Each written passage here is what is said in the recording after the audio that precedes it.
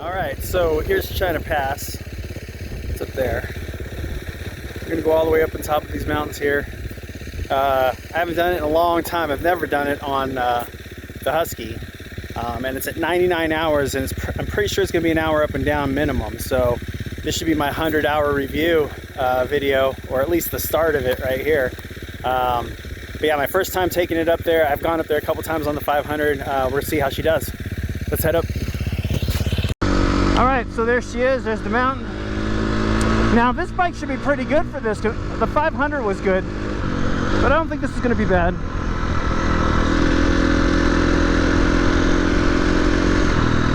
We got to stop for a second here. Bug just went right into my helmet, right in between my goggles and my helmet. Stuck in there. Let's get that sucker out.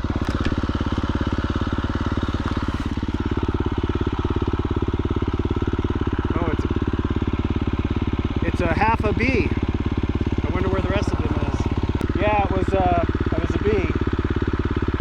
Half of them was in the helmet. The other half, I don't know. I had this long time ago. I had this bee fly in the car.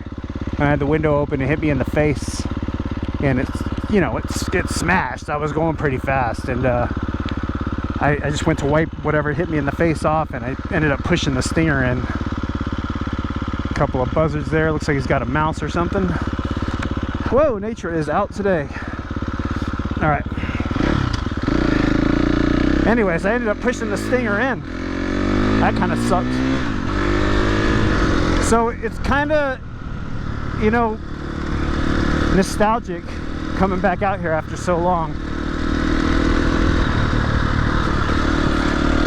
I remember how much of a challenge this thing posed, this hill climb here posed to me, you know, so many years ago. Okay, so we're at the entrance now. I just drove past the site for my first time out here. I think it was back in 2015. My buddy brought me out here. We didn't even make it up to the top, and we had to come back down. And on the way down, he was going a little too fast, and this cow ran out in front of him. Little cow ran out in front of me. He hit that cow, and it looked like a mushroom cloud of dust. I was behind him, and all I could see is like his bike like kind of flipping through the top of the dust. He ended up being all right. Like, he hurt his elbow, had to go get some stitches and stuff, but he ended up being okay. His bike is totaled. I mean, it's still to this day it's trashed. But the interesting part of that story is that while we were out here riding, his wife was out buying him a KTM 500 EXC. He was on a DR 650, and he had seen my 500 and he liked it. His brother ended up buying a 500, and so his wife was like, oh, I'll get him a 500 EXC. So she went out to buy him a bike, and we were kind of out here keeping him away from home on a ride, you know. So while he was totaling one bike, the other bike was being purchased. Anyways, kind of an interesting story, I think. But yeah, it's kind of awesome, like how far I have come in my riding since then. And of course, you're going to get better over time. But it's crazy how different. Like this ground right here, I'd be worried like every second that my front wheel was going to slide out and I was going to go flying over the handlebars or something. You know, and I'd be cutting through here really slow, like, oh, I can't make this turn. And now obviously there's a whole lot more confidence.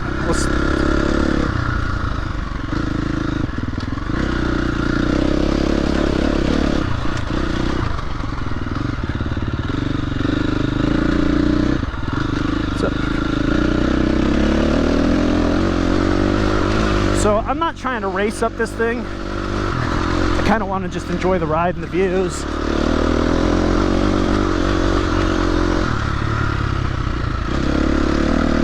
And I don't want to crash my bike.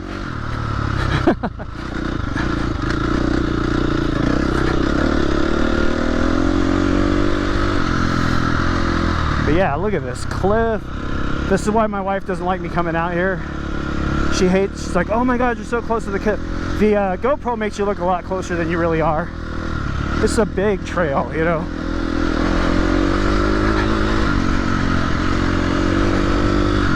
Anyways, I mean, what amazing views, if you guys can see what I'm looking at.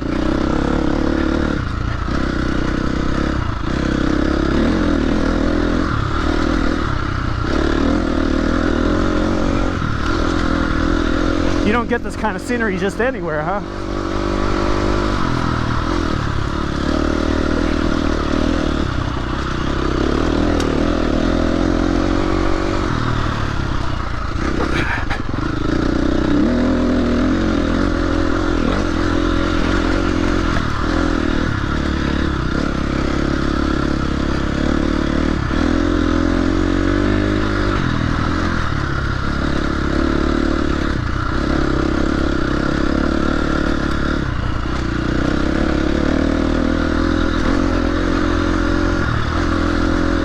But yeah, if you do screw up, man, it's gonna be a rough freaking day going down that hill.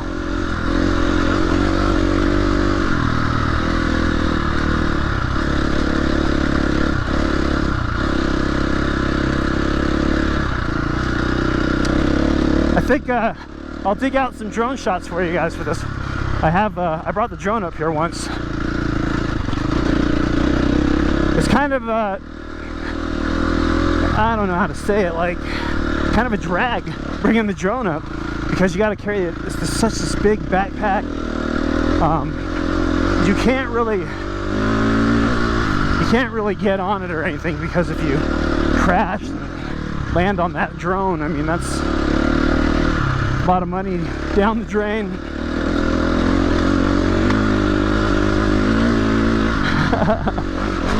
I still remember that, my lines from coming up here, that, not the riding line, but when I said, oh my god, these guys have taken me up the most gnarly stuff I've ever been on.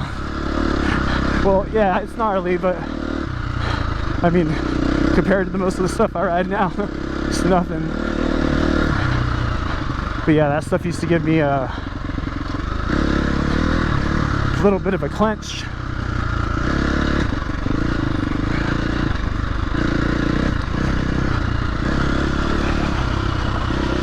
I mean, all these rocks, they looked like boulders to me back then, you know, like they're all just like river rocks, small rocks, pebbles compared to the stuff we ride now, right?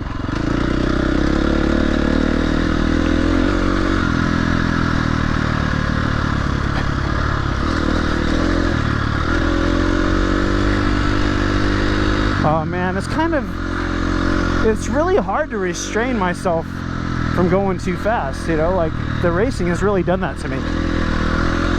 In fact, I don't think any of my friends that I used to ride with want to ride with me anymore, just because I don't know, maybe I want to go too fast, or they don't like doing the kind of the single track stuff. They like to do these, they like to take their time and experience the trail and the ride. Like in a different way than I do,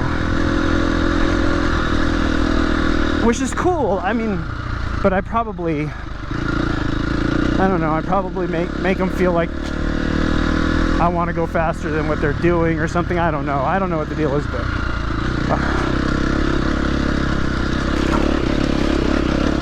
but yeah, finding guys to go for a ride up here, pretty tough actually.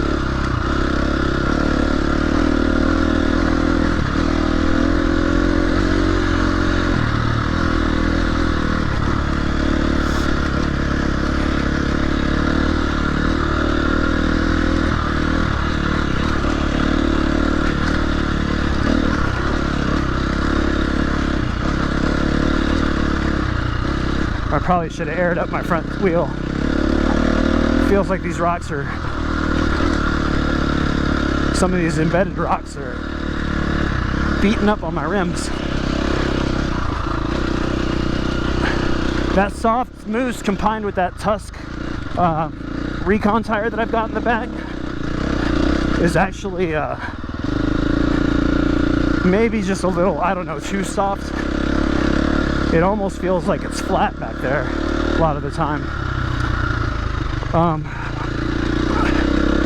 And I'm not really like recognizing like a huge improvement with traction. And a lot of people criticize the Maxxis Desert ITs that I usually ride. But I'm telling you, like, maybe it's just because I'm used to them after riding on them for so many years. But this Tusk does not feel like a big improvement at all.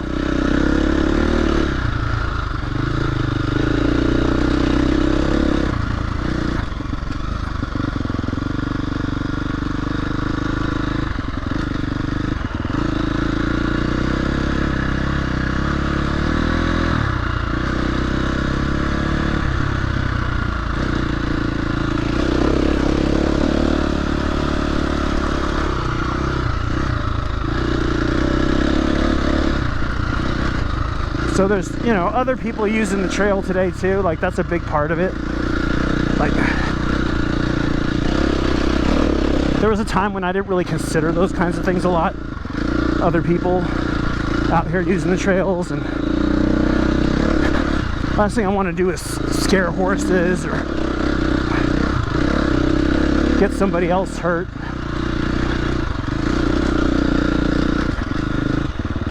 Now, this has always been a tricky spot.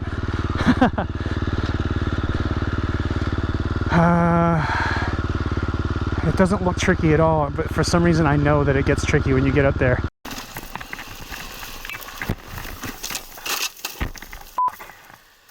That's not what we wanted to have. And I'm probably underestimating it, but let's just do it.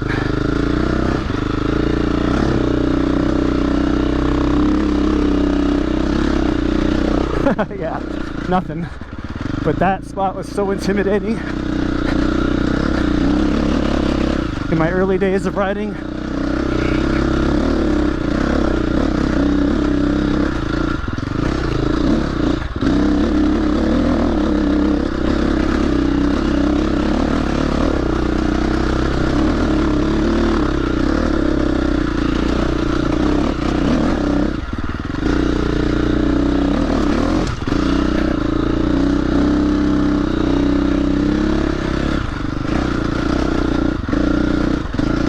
It's been a long time since I've been up here.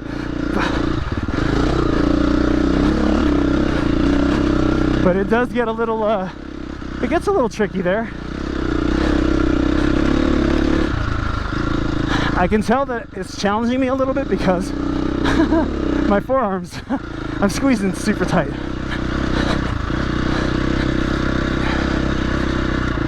Oh, ears popped. Altitude.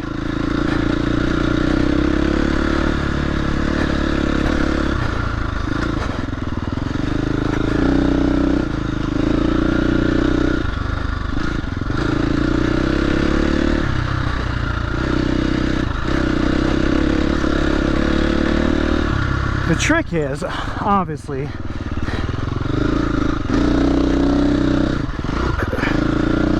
most of you should know this by now if you watch my channel, that you gotta stand up through that nasty loose rock stuff like this. You have to get on your feet, because once it starts bouncing you off your seat, your feet start coming off the pegs, you just have no control.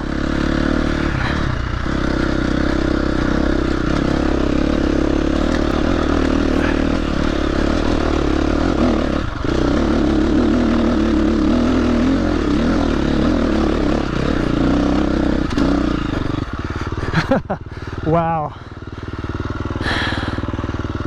I don't think I think I really screwed up there.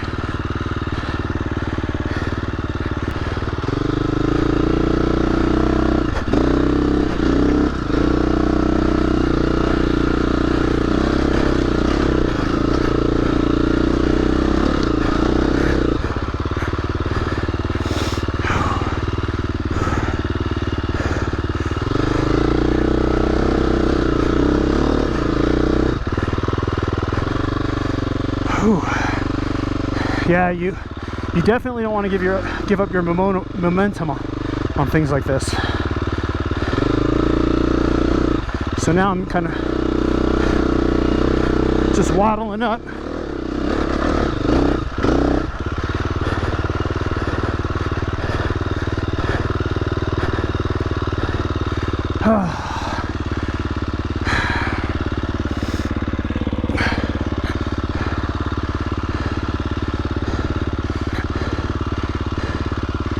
Oh, the buzzards are circling. For those of you who can't tell what the issue is because the GoPro doesn't really do this any justice, those rocks that I'm riding on top of offer absolutely no traction. As soon as your tire moves, they start flipping out from underneath you. So once you lose momentum on this hill, it's really hard to get started back up again. And it's so much steeper than it looks. Oh.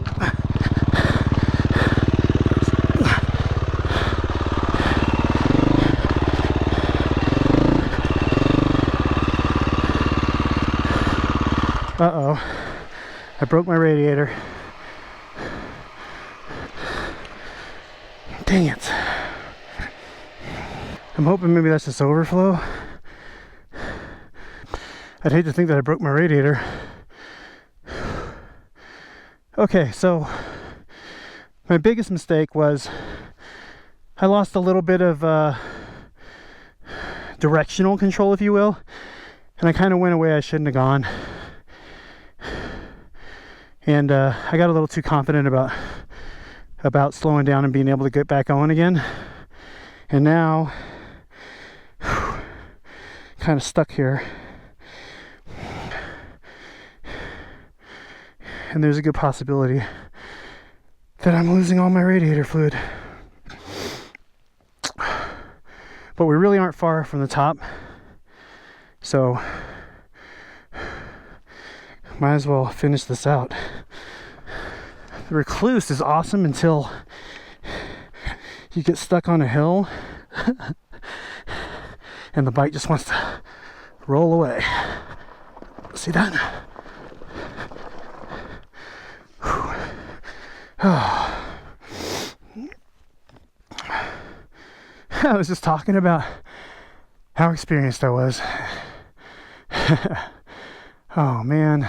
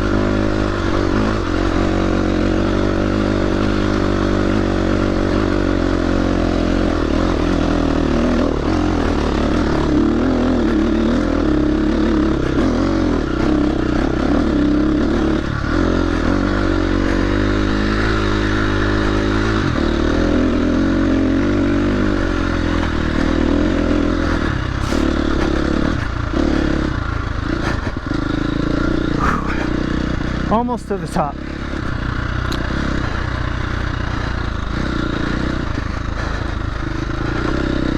So the key, obviously, is to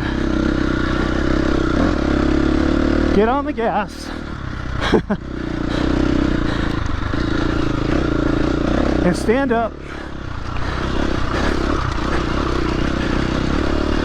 Look far enough ahead so that you see the next kind of spot that you want to go, so you can stay out of the crappy ones. And that, oh whoa.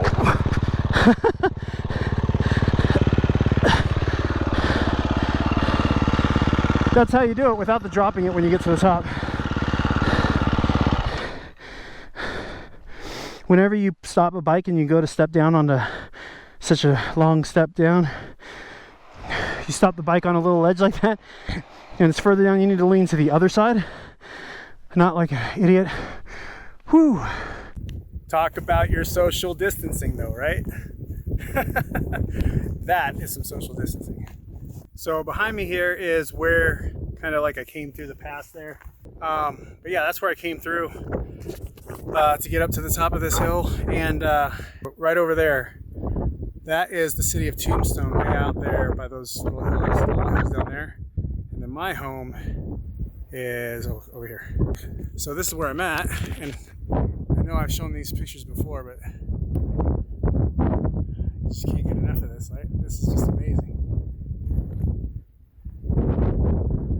And you know, it's not the easiest. For coming up here, obviously I had a few struggles. I'm not saying I'm all that great, you know, I'm still human, I still make mistakes, but I probably underestimated it a little bit, like, this will be easy. And it was, but one spot gave me a little trouble, but here I am, I'm up here. But yeah, this is really, really tough for a beginner. I'm surprised that I made it up here the time that I did early on in my riding. It can get pretty rough. But it's well worth the trip up here. It's just the drive's kind of long to get to the spot, and the trail ends, unfortunately, right in this spot. And there's nowhere to go from here but turn around and go back down. Okay, so I did lose some coolant on the way up here. I put some water in there from my hydration pack. I just sprayed some in there. But I don't see, I mean, there's a few drips coming out, but it's not like pouring out, so 100 hours. Hopefully we can make it to 101. Let's get down this hill. It's going to be rough going down with the recluse.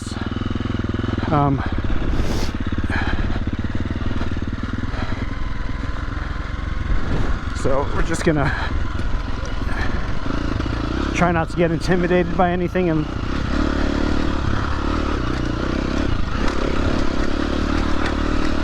not let it get to you, you know? Because that's honestly where the big mistakes get made.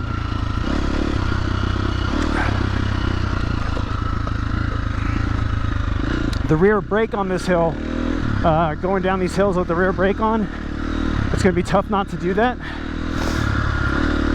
But that would be a very big mistake. Because if that back end comes around, there's no control, you know? So we're going to stay in first gear. We're going to be light with it. If we need the back brake, we'll use it, but we're just going to basically stay in first gear and drag the front brake. So here comes the big part.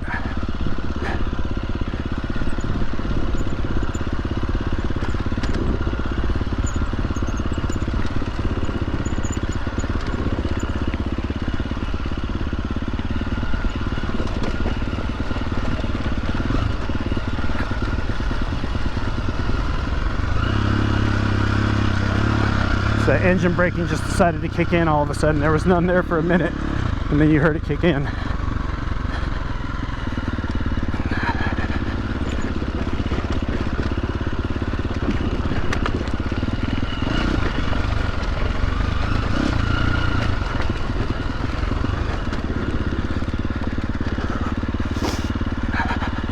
I can't say it's just the recluse or the Husky, but I don't remember having this problem on the 500. Where I'd be going downhill and I'd accidentally goose the throttle on the way down, but that happens a lot on this bike. And because it's got the recluse on it, I am covering the clutch, but sometimes I forget to pull it in when I'm having trouble. Anyways, it's kind of like, you know, a whiskey. It is a whiskey throttle when you didn't mean to, you know.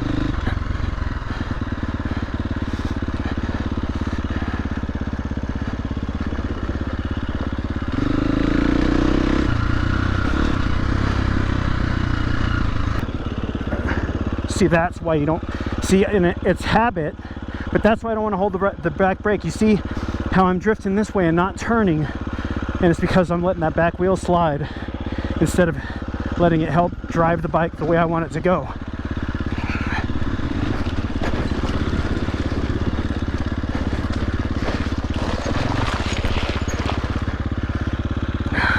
So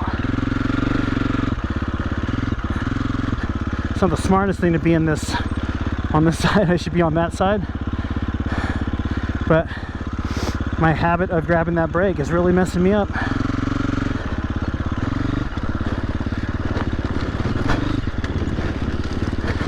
And there's that whiskey throttle that I was talking about. I didn't mean to gas it there.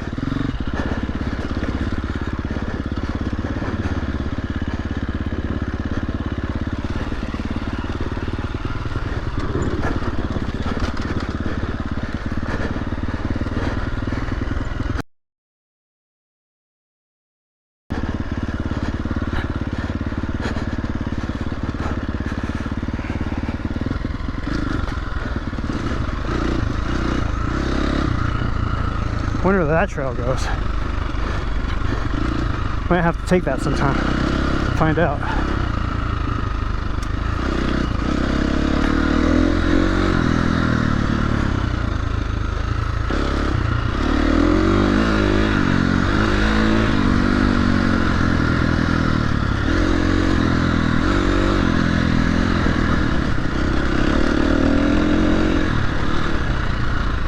Stop right here.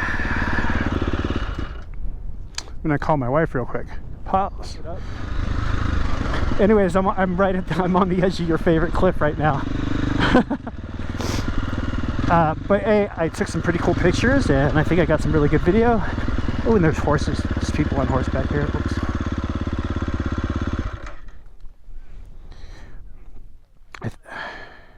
I think I spooked the horses. Hang on a second. They're talking to me. I'll call you back. All right. Bye.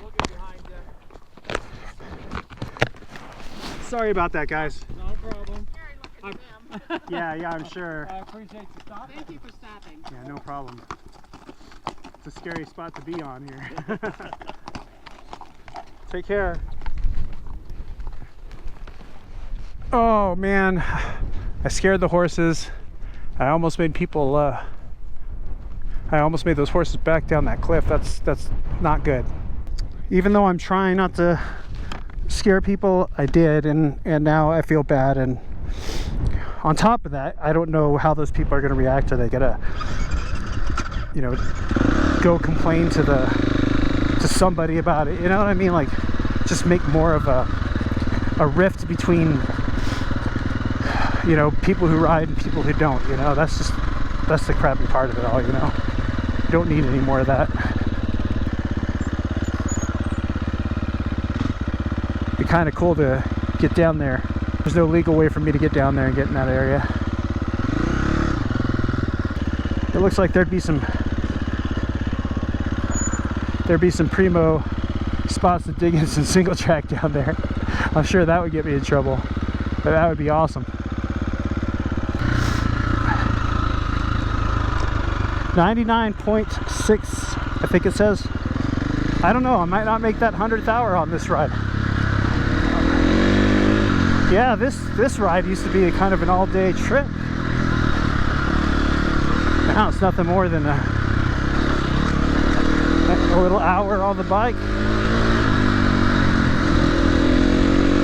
So that's it. I mean, we're pretty much down. This is all just basically the foothills before the main road. Less than a mile here to go. So really, there you go. Not much to it, I know. But once upon a time, this was a big deal to me. And if you're one of those people who have just discovered riding my channel, that if you're new to riding, that's a good one. It's a good one to gain some confidence on. Well, the bike's loaded up and I'm ready to go home. Wow, I'm amazed at how much faster I got up and down. I'm not trying to brag. I'm just saying, like, this used to be an all-day kind of affair, and I'm back at the truck loaded up, ready to go. An hour and 30-something minutes after I unloaded it. So, yeah, kind of disappointing, but not disappointing, but not, like, because obviously I rode well enough to get up there fast and get back down fast, but I was expecting to make more of a day out of this. But hey, it is what it is, and if that's the measure, like if that's a yardstick to measure myself against, a hill that really kicked my butt almost every time I've been up it, then this was a good day. It really was. All right, guys, thanks for watching. We'll see you next time.